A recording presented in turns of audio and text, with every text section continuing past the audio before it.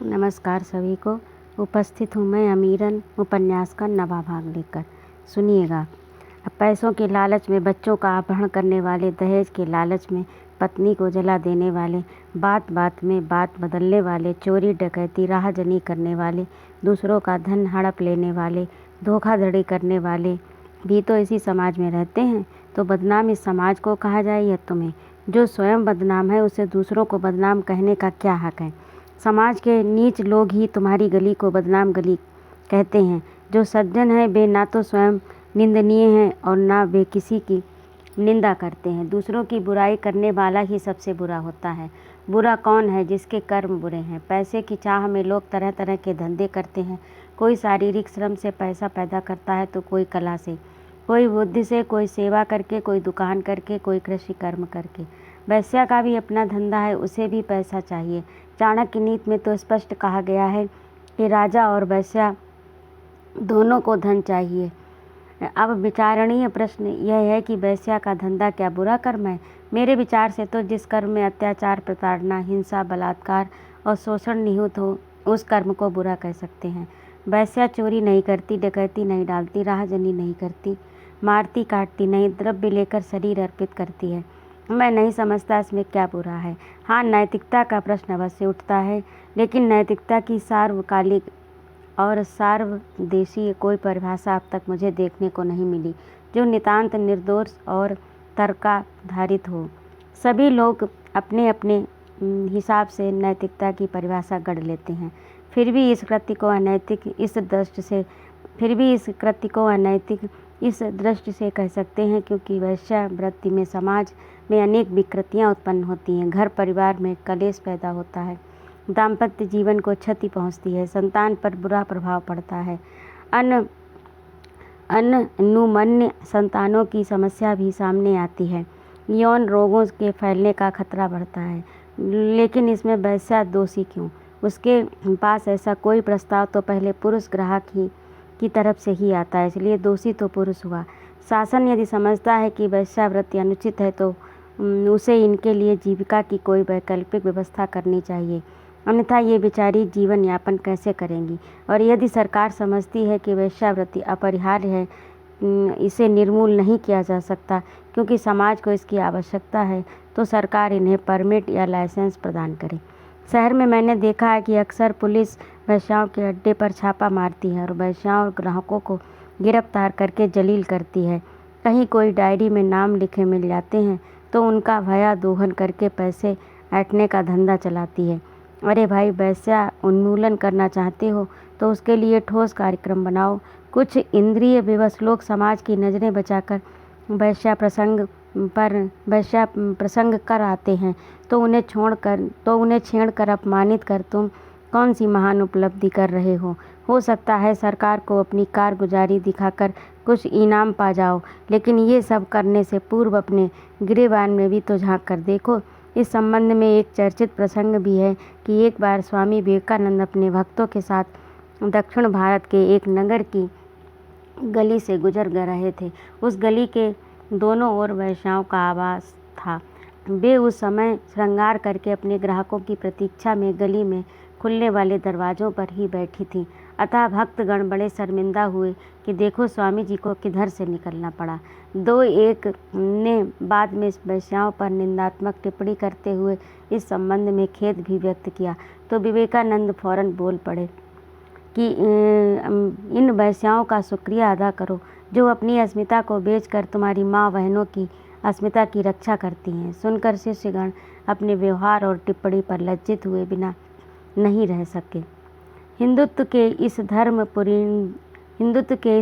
धुरीण के इस कथन को आप्त वचन ही माना जाना चाहिए। क्या वैश्या कर्म कसाई के कर्म से भी बुरा है, जिसमें निरीह पशु की गर्दन ही बुचड़ दी जाती है? महाभारत में शांति पर्व में भीष्म ने जिन कर्मों को पाप की श्रेणी में माना है उसमें वैश्या कर्म का कहीं उल्लेख नहीं है, किंतु मांस बेचने को पाप कर्म माना है।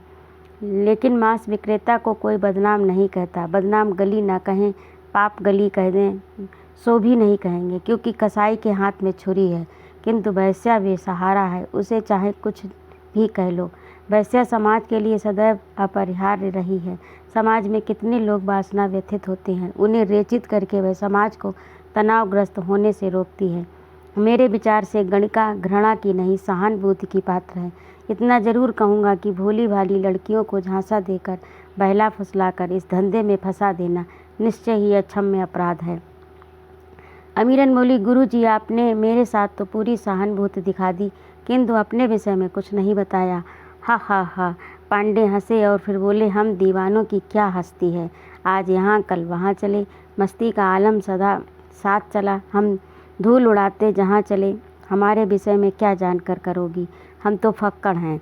अमीरन बोली, नहीं गुरुजी, हमें निराश न कीजिए।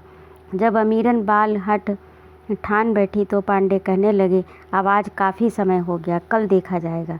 कहकर पांडे उठ पड़े और चलने लगे।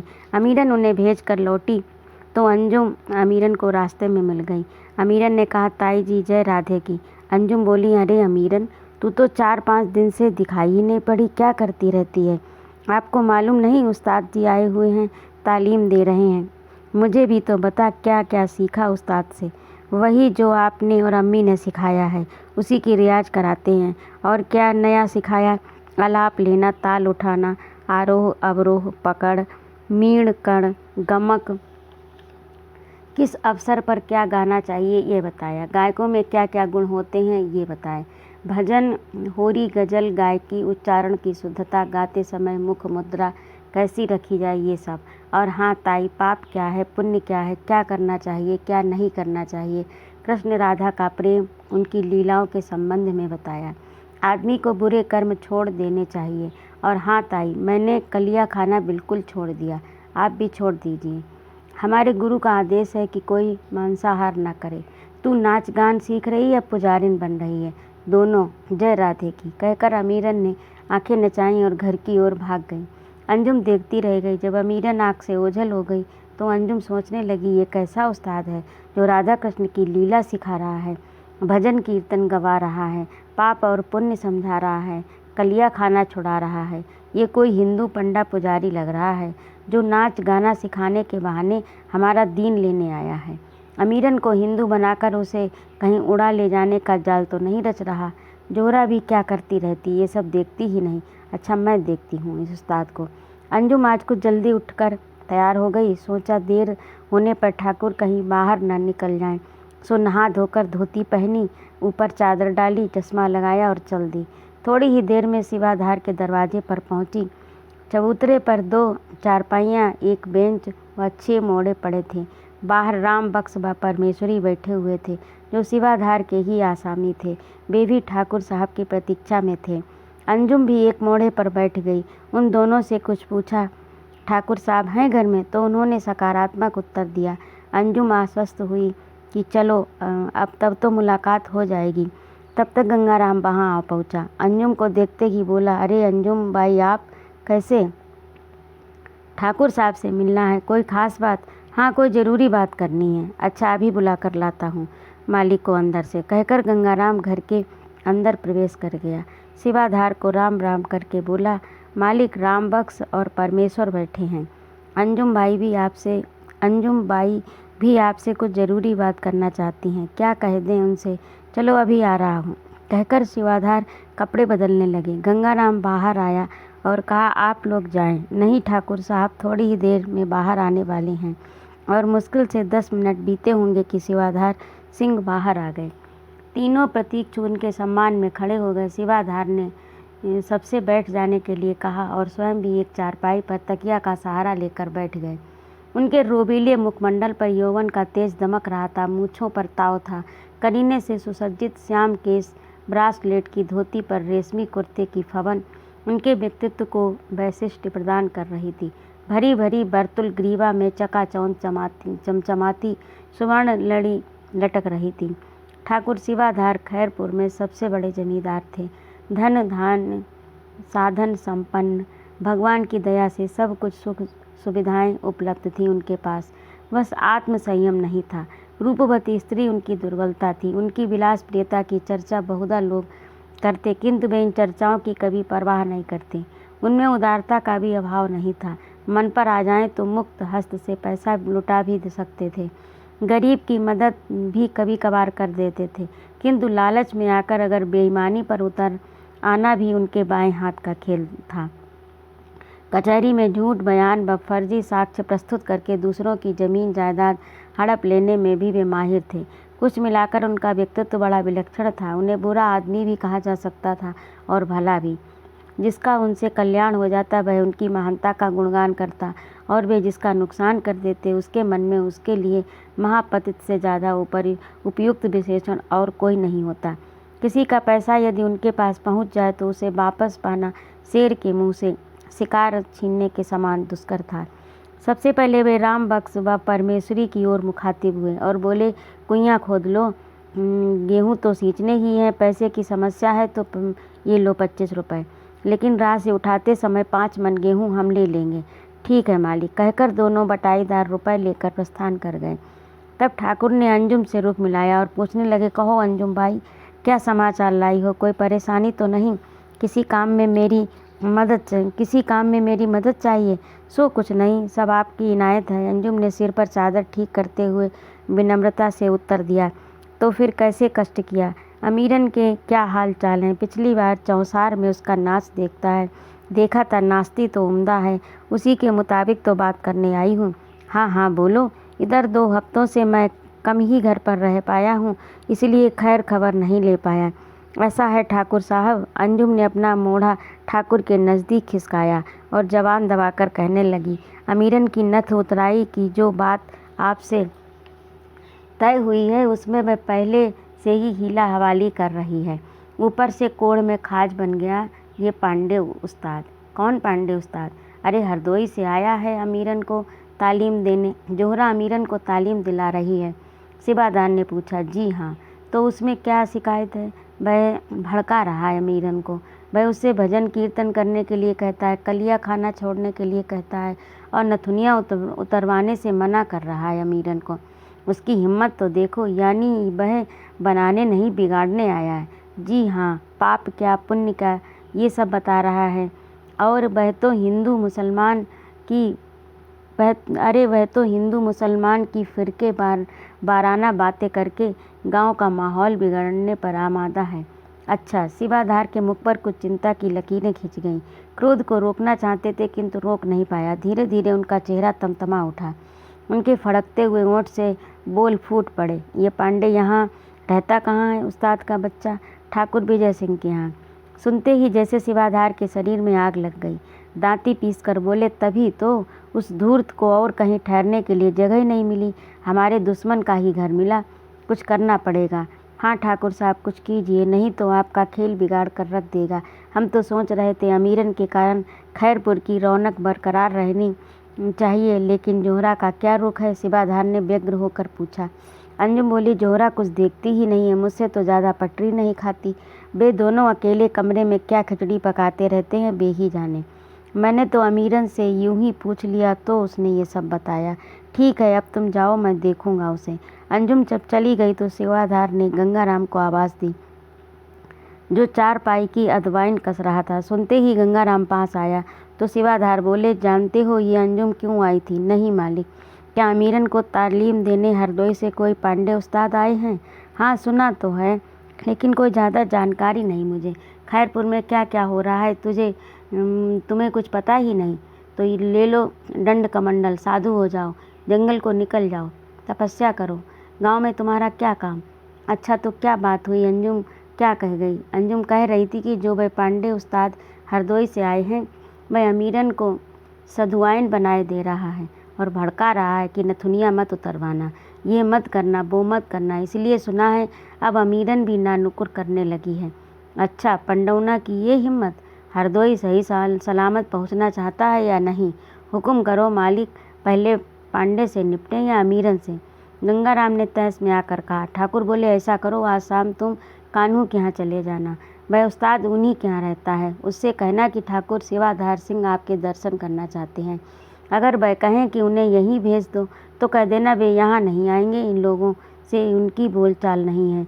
ठीक है, समझ गए ना पूरी बात? हाँ हाँ समझ गया। पांडे को यहाँ लाना है। हाँ, और सुनो, गन्ना तथा फकीरे से कह देना कि लाठी डंडा लेकर शाम को यहाँ आ जाएं। अरे मालिक, गन्ना फकीरे की क्या ज़रूरत, मैं ही अकेला काफ़ी हूँ, मार मार कर भूस कर दूंगा। सेवादार बोले, उसकी नौबत नहीं आएगी, मैं जो कहता हूँ सो तुम करो, बाद में जैसा मौका होगा देखा जाएगा। ठीक है, सूरज मुदने पर जाएं वहाँ, गंगाराम ने पूछा। और क्या? ठाकुर सेवादार ने उसे निर्देशित किया। पांडे उस्ताद नियत समय पर अमीरन को तालीम देने पहुँचे। अमीरन भी तैयार थी। उसने जय राधे की और जय राधे की अमीरन भी तैयार थी। उसने जय राधे की कहकर गुरुजी का अभिवादन किया। पांडे बोले, गाने के संबंध में मोटी मोटी बातें तो मैं तुम्हें बता चुका हूँ। गांव के वातावरण में लोगों को रिझाने की क्षमता तो तुम्हें पहले से ही है। हमसे खुद गांव वाले तुम्हारी तारीफ के पुल बांधते हैं। विजय सिंह के दरवाजे पर इस संबंध में चर्चाएं होती रहती हैं। एक दो लोगों का तो कहना है कि अमीरन रंडी नहीं, स्वर्ग से उतरी हुई कोई अप्सरा है। शायद उसकी तपस्या खंडित हो गई, इसलिए मृत्युलोक में उसे आना पड़ा। क्या शरीर, क्या रूप, क्या नाच, क्या गाना, किसी भी मामले में उसका कोई मुकाबला नहीं। विश्वेश्वर कह रहे थे, तबले की गमक के साथ घुंघरुओं की संगत मिलाते हुए अपनी बलखाती कमर का ताल उतार कर जब वह नन्हा नन्हा नाचती है तो युवाओं के मुंह से बरबस हाय निकल जाती है। सच। अमीरन खिलखिलाकर हंस पड़ी और फिर बोली कि यहाँ एक गांव बरसुइया है, वहाँ की मशहूर तवायफ है बचुआ। उसने मुझे कई लटके झटके सिखाए थे। उनके प्रयोग से दर्शकों को लुभाने में मदद मिलती है। लेकिन गुरुजी, गंवई गांव के लोग बड़े जाहिल होते हैं। नाच देखने के बहाने अपनी दबंगई, अपनी गुंडई, अपनी ताकत, अपना अहम प्रदर्शित करने लगते हैं। जहाँ थोड़ा उत्तेजक नाच दिखाया कि वे पागल हो उठे, हो हल्ला और शराबा करके महफिल का मज़ा किरकिरा कर देते हैं। इसीलिए खुलकर अपनी कला का प्रदर्शन करने का मौका नहीं मिलता। यहाँ बड़ी बड़ी मुश्किलें पेश आती हैं। मैं तो कहती हूँ गुरुजी, हरदोई में मुझे कोई आवास दिला दीजिए, वहाँ शांति और सुकून मिलेगा। अरे नहीं, पांडे ने अमीरन को बीच में ही टोका, ऐसा विचार मत बनाना। आजकल शहरों की ओर जो लोग आकर्षित हो रहे हैं, ये शुभ लक्षण नहीं है। स्वच्छ वायु, स्वच्छ पानी जो जीवन के लिए अपरिहार्य है, वह तो देहात में ही प्रचुरता में उपलब्ध है। शहर में धूल, धुआं, धक्कड़ और क्या है। शहरीकरण प्रदूषण का पर्याय होता जा रहा है। इस बात को गांठ बांध लो। एक दिन वह आएगा कि शहर में पीने को पानी भी नहीं मिलेगा। तेजी से बढ़ती हुई जनसंख्या और भी कोड़ में खाज बनी हुई है, जो नागरिक जीवन को नारकीय बनाने के लिए पर्याप्त है। जन वृद्धि के कारण प्राकृतिक संतुलन में व्याघात पहुंच रहा है। शहर भी इसी समस्या से अछूते नहीं हैं और इसी शहरों के ऊंचे स्तर के लोग भी ऊंचे स्तर की ठगी और ऊंचे स्तर के अपराध भी करते हैं। क्या करें गुरुजी? अमीरन ने फिर अपनी व्यथा बखान शुरू कर दी। यहाँ की महफिलों में फप्तियाँ और छींटाकशी तो आम है, उसका नोट पहले क्यों फप्तियाँ और छींटाकशी तो आम है, उसका नोट पहले क्यों ले लिया? हमारे पास बाद में क्यों आई? इसी को लेकर झगड़ा हो जाता है, लाठियाँ खिंच जाती हैं, गाली गलौज से शुरू होकर नौबत मारपीट तक आ जाती है। कुछ लोगों में अजीब सनक होती है, वे नोट का फूल बनाकर मेरे ब्लाउज पर टाँकने की फरमाइश करते हैं। एक मनचले ने तो सेफ्टी पिन मेरे स्तन में चुभा दी। खैर, बाद में महफिल ने उसे भगा दिया गया। फरमाइश को लेकर भी विवाद खड़ा होता रहता है। एक कहता पहले मेरी फरमाइश सुनाओ, दूसरा कहता पहले मेरी। पेट के लिए सब करना पड़ता है। अमीरन बताते बताते भावुक हो उठी और फिर बोली, ईश्वर ने हठात ऐसे पेशे में डाल दिया है कि इसे छोड़े तो करें भी क्या? पांडे अमीरन की व्यथा सुनकर द्रवित हुए, आत्मीयता दिखाते हुए बोले, हर व्यक्ति को जीवन संघर्ष में अन्याय और अत्याचार के थपेड़े सहने पड़ते हैं। इसी संघर्ष का नाम जीवन है। यदि जीवन में दुश्वारियाँ ना हो, कठिनाइयाँ ना हो, जूझना ना हो तो काहे की जिंदगी? संघर्षशीलता ही जीवन को जीवंत बनाती है। निश्चेष्ट जीवन तो मृतक तुल्य है। आगे पुनः पांडे कहने लगे कि हिंसा मनुष्य की आदिम प्रवृत्ति है और वासना भी हिंसा गर्भित होती है। जब मनुष्य के शरीर में वासना का सागर हिलोरें लेता है तो लाज, शर्म, दया, करुणा, नैतिकता सब कुछ उसकी लहरों के साथ बह जाता है। वासना में अंधा हो जाता है व्यक्ति। अमीरन ने बीच में ही जिज्ञासा व्यक्त की, वासना का क्या आशय है गुरुजी? प्रेम और वासना में क्या अंतर है? बड़ा गहन प्रश्न पूछ दिया तुमने। विस्तार से तो इस विषय में पुस्तकों में पढ़ लेना, यहाँ मैं संक्षेप से बता देता हूँ। स्त्री का पुरुष के प्रति और पुरुष का स्त्री के प्रति आकर्षण स्वाभाविक है, जिसके पीछे प्रकृति ने सृष्टि विस्तार का उद्देश्य निहित कर रखा है। ये आकर्षण दो प्रकार का होता है। प्रथम वासना, द्वितीय प्रेम। वासना में व्यक्ति इन के इन प्रकार स्त्री प्रसंग करके अपनी वासना का शमन करता है। इस क्रिया में वह किसी बाधा को सहन नहीं कर पाता, यहाँ तक कि जिस स्त्री से वह अपनी वासना का शमन करता है उसके प्रति भी वह हिंसक और क्रूर हो सकता है। जहाँ तक प्रेम का संबंध है, इसमें स्त्री पुरुष परस्पर योगक्षेम का पूरा ध्यान रखते हैं, क्योंकि प्रेम हिंसा से कोसों दूर है। इन दोनों प्रकार के आकर्षण में मुख्य कारक सौंदर्य है। अच्छा गुरुजी, क्या मैं सुंदर हूँ? निसंदेह। तो फिर मेरे सौंदर्य को देखकर क्या आपके हृदय में आकर्षण का भाव उत्पन्न हो रहा है? यदि हाँ, तो कौन सा, प्रेम या वासना का? प्रश्न पूछकर अमीरन के चेहरे पर एक अजीब सी मुस्कान फैल गई। अमीरन का यह प्रश्न सुनकर पांडे का चेहरा फक पड़ गया। उसकी रंगत उड़ गई, वे अचकचा गए। उन्होंने कल्पना तक नहीं की थी कि अमीरन इस प्रकार का चुनौती भरा प्रश्न पूछ लेगी। पांडे भौचक थे। इसके दिमाग में ये प्रश्न उत्पन्न कैसे हो गया? क्या मेरी दृष्टि में ऐसा कोई भाव उसने पाया, या मेरी किसी गतिविधि पर इसे कुछ संदेह हुआ? कुछ देर तो उन्होंने जवाब नहीं सूझा, फिर विमूढ़ हो गए और उन्हें अवाक देखकर अमीरन बोल पड़ी, क्या मैंने कोई अनुचित और अप्रत्याशित प्रश्न पूछ लिया आपसे? अनुचित तो नहीं, हाँ अप्रत्याशित जरूर। पांडे अब तक कुछ संयत हो चुके थे। अमीरन ने कहा, यदि अनुचित नहीं है तो आप उसका उत्तर दीजिए और मेरे संदेह का समाधान कीजिए। मैं ज़रूर समाधान करूंगा, बस सोच ये रहा था कि क्या कहूँ, कैसे कहूँ। वैसे तो मैं बड़ी सरलता से नकारात्मक उत्तर देकर अपना पल्ला झाड़ सकता था, किंतु मैं मिथ्या अथवा बहानेबाजी का सहारा नहीं लेना चाहता, क्योंकि हम दोनों एक दूसरे को काफ़ी समझ चुके हैं और नितांत अंतरंग हो गए हैं।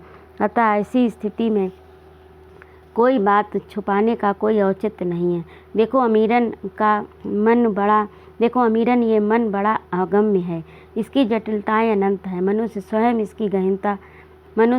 इसकी गहनता का पार नहीं पा पाता।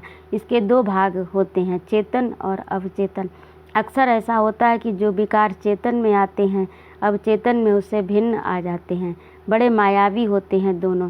तभी तो मनुष्य कभी कभी स्वयं से भी ईमानदार नहीं रह पाता। अब चेतन के पलटा खा जाने से ऐसी कुछ स्थिति बन जाती है कि मनुष्य ऐसी स्थिति में स्वयं से पराजित हो जाता है।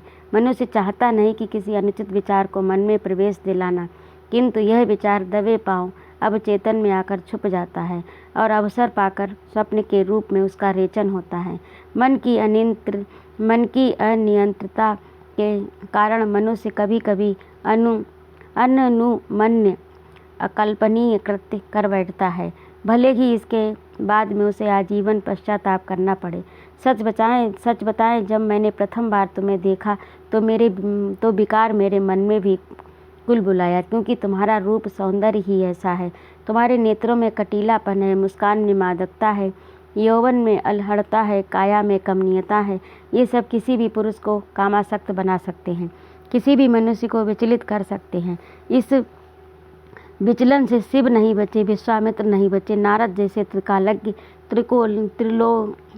त्रिलोकज्ञ इस विचलन से शिव नहीं बचे, विश्वामित्र नहीं बचे, नारद जैसे त्रिकालज्ञ मुनि नहीं बचे, तो मेरी क्या गिनती।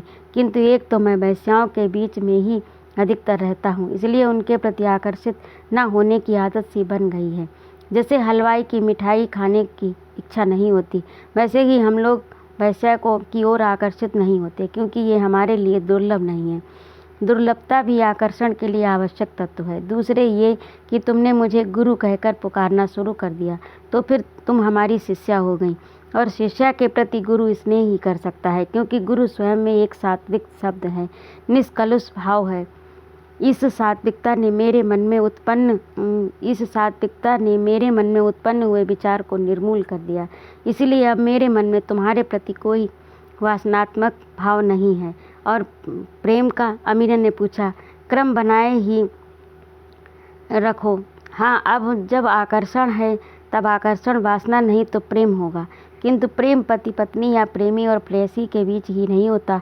प्रेम के अनेक रूप हैं, अनेक आयाम हैं। माता पिता का संतान के साथ, भाई भाई, बहन भाई, भाई और बहन, के बीच मित्र, मित्र के बीच आकर्षण या लगाव होता है, वह प्रेम ही कहलाता है। गुरु और शिष्य, शिष्या के बीच का प्रेम स्नेह या श्रद्धा कहलाता है।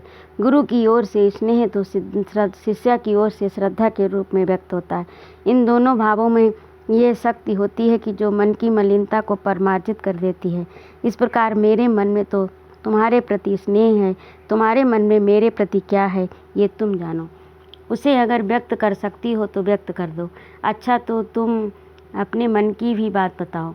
मेरे मन की क्या? अमीरन ने रूखे स्वर में कहा। समाज और परिवार के बंधनों में स्त्री मन ऐसा जकड़ा रहता है कि कभी भी स्वच्छंदता की सीमा को स्पर्श नहीं कर पाता। सबसे अधिक तो प्रकृति ने ही नारी को विवश बनाया है। मातृत्व के दायित्व को ही ले लीजिए, प्रकृति ने इससे नारी को ऐसा लाद दिया है कि उसका सारा यौवन इसी से संबंधित यंत्रणाओं को झेलते हुए बीत जाता है। नारी कहीं कभी भूल कर बैठे तो प्रकृति उसे तुरंत पकड़वा देती है, और पुरुष नितांत स्वच्छंद, उस पर प्रकृति का कोई अंकुश नहीं। पांडे हंसे और बोले, जिसका जितना बड़ा दायित्व उतनी ही नाजुक उसकी स्थिति।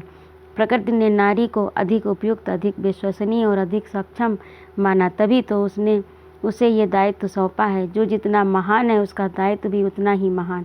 इस दृष्टि से नारी में पुरुष की अपेक्षा सार्वकालिक श्रेष्ठता विद्यमान रहती है, क्योंकि वह मातृत्व के अति संवेदनशील, अति महत्वपूर्ण, अति त्यागपूर्ण, अति सजगता और अति सतर्कतापूर्ण दायित्व का निर्वहन करती है। हाँ गुरुजी, आपके तर्क सुनकर गालिब के एक शेर की एक पंक्ति याद आ गई। रही है दिल के बहलाने को गाली भी अच्छा ख्याल है, सो औरत के मन को बहलाने या यूं कहें भरमाने के लिए आपके ये तर्क थोड़े उपयोगी सिद्ध होते हैं, कहकर अमीरन हंस पड़ी, और पांडे जी भी उसका साथ दिए बिना नहीं रह सके। फिर भी बोले, काफ़ी तर्क वितर्क हो चुका, अब आओ आज के पाठ में थोड़ा ध्यान दें।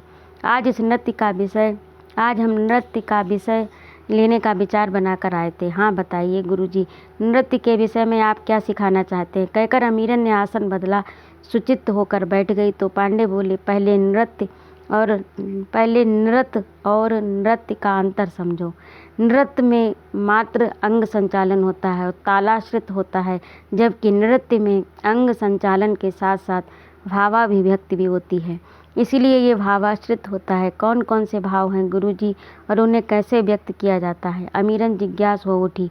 पांडे बोले कि लीला, विलास, विभ्रम, किल, किंचित, मोटायित, कुट्टमित, विबोक आदि 12 भाव होते हैं। उपयुक्त अवसर का अर्थात प्रसंगानुसार उन्हें आंगिक क्रियाओं द्वारा व्यक्त किया जाता है। तो ये था अमीरन उपन्यास का 9वां भाग। आप लोगों को कैसा लगा कृपया कमेंट करके अवश्य बताइएगा, और कृपया मेरे चैनल को सब्सक्राइब भी कर दीजिएगा। धन्यवाद। सादर नमस्कार।